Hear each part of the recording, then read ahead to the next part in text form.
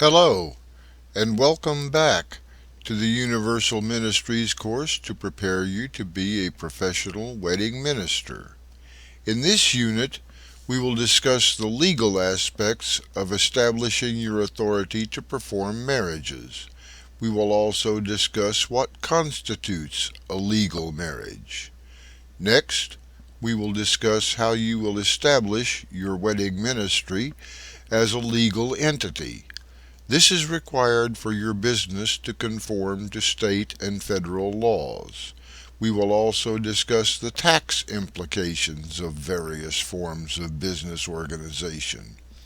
Although you are a minister and are probably concerned with the moral and spiritual aspects of marriage, you also need to be concerned with making your ministry a viable business enterprise.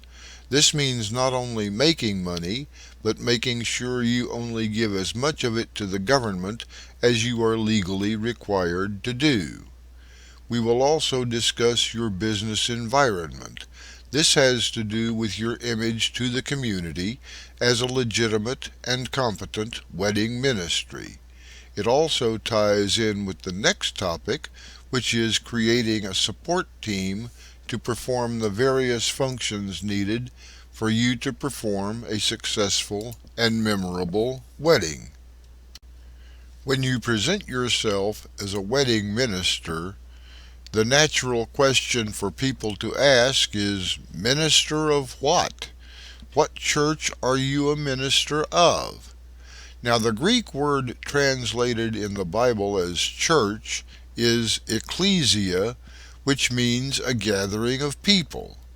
This is what Jesus was talking about in Matthew 18:20 when he said, "For where two or three are gathered together in my name, there I am in the midst of them." So if you have a group of people gathered together for worship, in the biblical sense, you have a church. The churches in Corinth, Ephesus, and Philippi were not grand cathedrals. People met in homes and in other places. Today there are thousands of home churches in the United States. Most major religions began as home churches. Jesus preached on mountains and other outdoor locations.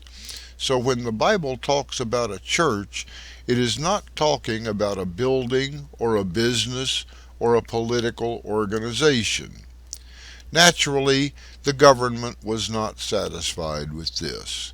The definition of a church you see here is taken from Internal Revenue Service Publication 1828.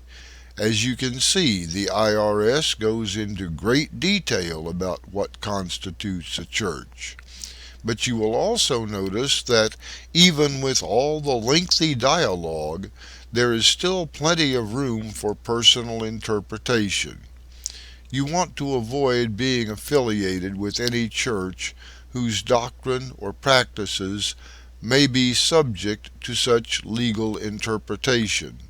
In the introduction to this course, I mentioned the penalties which may be imposed on a wedding minister whose authority is found to be invalid. Obviously, you want to avoid such penalties.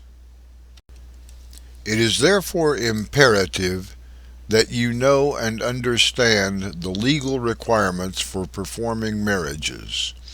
I strongly suggest that you visit the websites shown below, which contain the legal requirements for performing marriages in all states and territories. If you plan to perform marriages outside the United States, you will find requirements for foreign countries on the second website. You should pause this recording until you copy these links.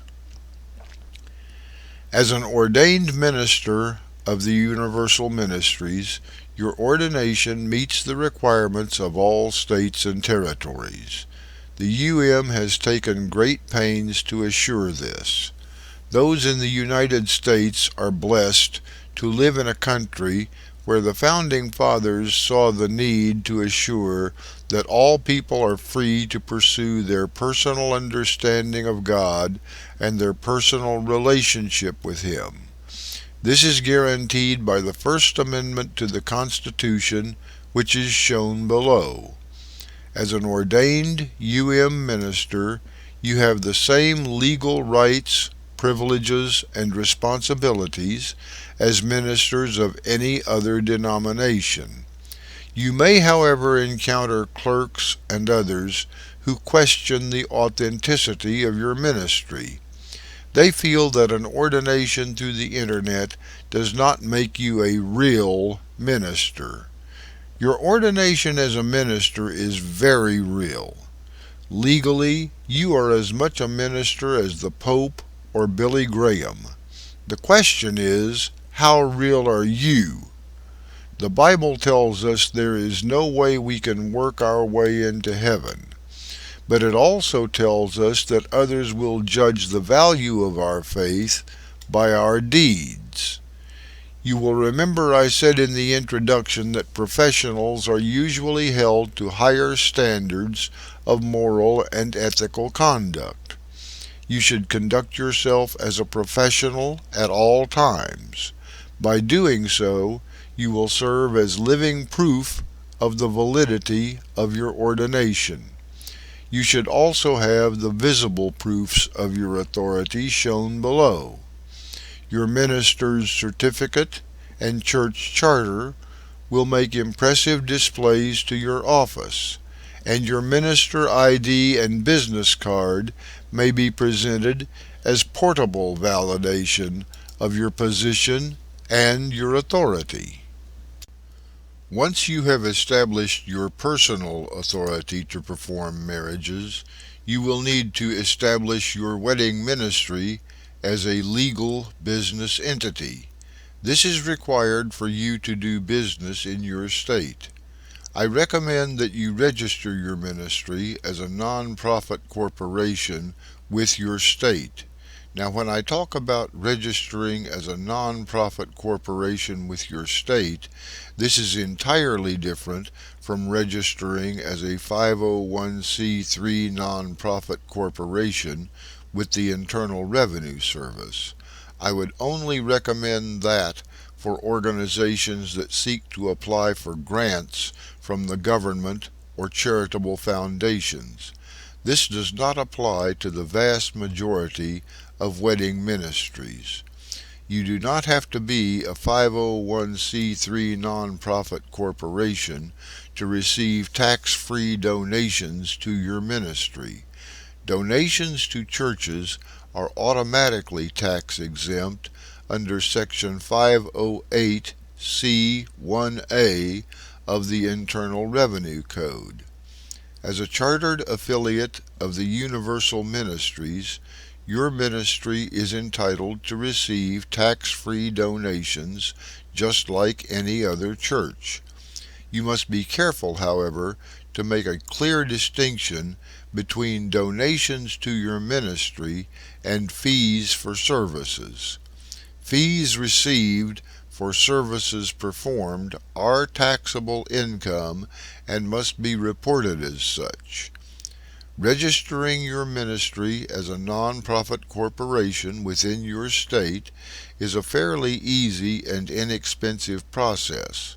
You will file forms with the Secretary of State of your state and pay applicable fees. I have provided a link to a directory for the website of every state's Secretary of State. You should, of course, consult with your tax and legal advisors before proceeding with the filing. Your state's Secretary of State can also provide useful information. I have also provided a link to the page from LegalZoom explaining the benefits of a nonprofit corporation, and for a fee, of course.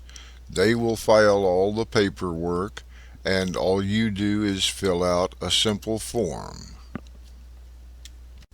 You may decide to avoid the red tape of incorporation and operate your wedding ministry as a sole proprietorship.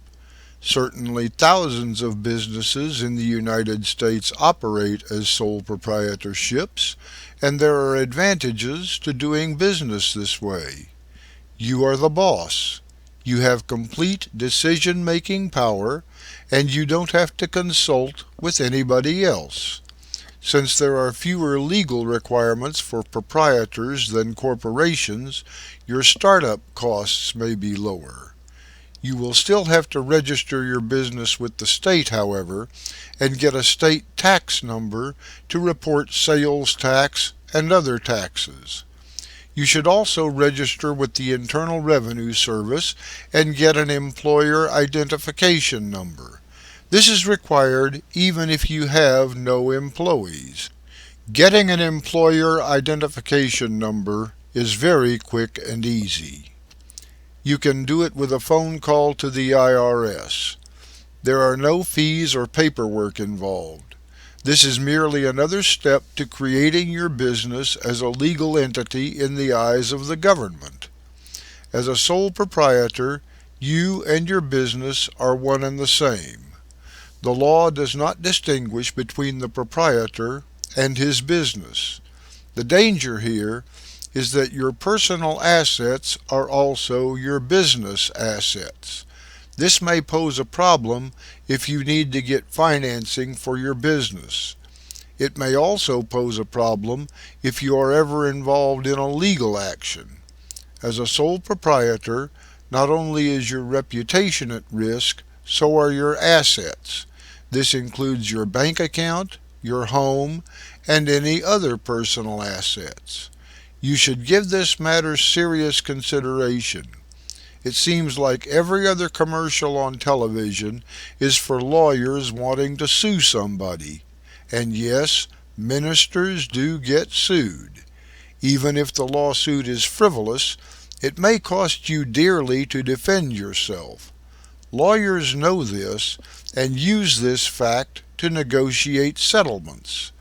When you form a corporation, your liability is limited to your investment in the corporation. As a proprietor, there is no limit to your liability. This is one of the main reasons why people, including ministers, operate as corporations.